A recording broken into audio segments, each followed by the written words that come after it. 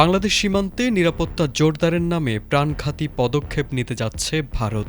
নদী তীরবর্তী এলাকাগুলোতে কুমির ও বিষধর সাপ ছাড়ার কথা ভাবছে দেশটির সীমান্তরক্ষী বাহিনী বিএসএফ। কাঁটাতারের বেড়া বসানো সম্ভব নয় এমন দুর্গম নদী ও জলাভূমি অঞ্চলে প্রাকৃতিক বাধা তৈরি করতেই এই উদ্যোগ নেওয়া হচ্ছে বলে জানা গেছে। তবে ভারতের এই পরিকল্পনা বাস্তবায়িত হলে তা শুধু অনুপ্রবেশ ঠেকানোর মধ্যে সীমাবদ্ধ থাকবে না, বরং সীমান্তবর্তী বাংলাদেশি সাধারণ মানুষের জন্য বড় ধরনের প্রাণঘাতী হুমকি তৈরি করতে পারে বলে আশঙ্কা করছেন বিশেষজ্ঞরা।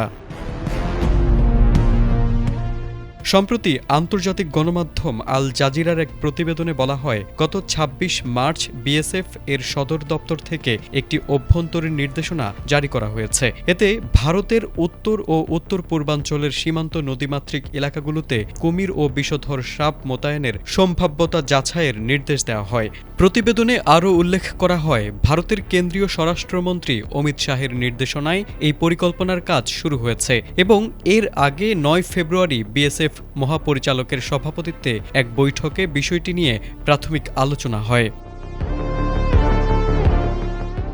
ভারত বাংলাদেশের ৪,০৯৬ কিলোমিটার দীর্ঘ সীমান্তের মধ্যে প্রায় ৩,০০০ কিলোমিটার এলাকায় ইতোমধ্যে কাঁটাতারের বেড়া নির্মাণ করা হয়েছে। তবে পশ্চিমবঙ্গ, আসাম, মেঘালয়, ত্রিপুরা ও মিজোরামের প্রায় ৮৫০ কিলোমিটার দুর্গম এলাকায় এখনও বেড়া দেওয়া সম্ভব হয়নি। এর মধ্যে প্রায় ১৭৫ কিলোমিটার নদী ও জলাভূমি হওয়ায় সেখানে প্রচলিত নিরাপত্তা ব্যবস্থা কার্যকর করা কঠিন।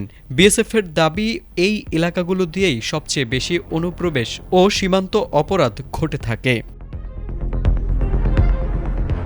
এদিকে পরিকল্পনাটি প্রকাশ্যে আসার পর আন্তর্জাতিক মহলে তীব্র প্রতিক্রিয়া দেখা দিয়েছে। মানবাধিকার কর্মীরা একে বায়োপলিটিক্যাল ভায়োলেন্স হিসেবে আখ্যা দিয়ে বলছেন, প্রাণঘাতী প্রাণী ব্যবহার করে মানুষ নিয়ন্ত্রণের চেষ্টা অমানবিক ও বিপজ্জনক।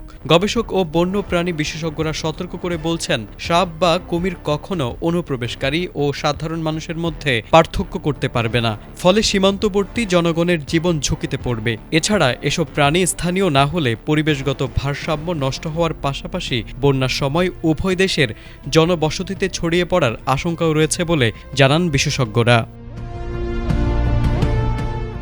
তারেক আজিজ, এটিএন বাংলা।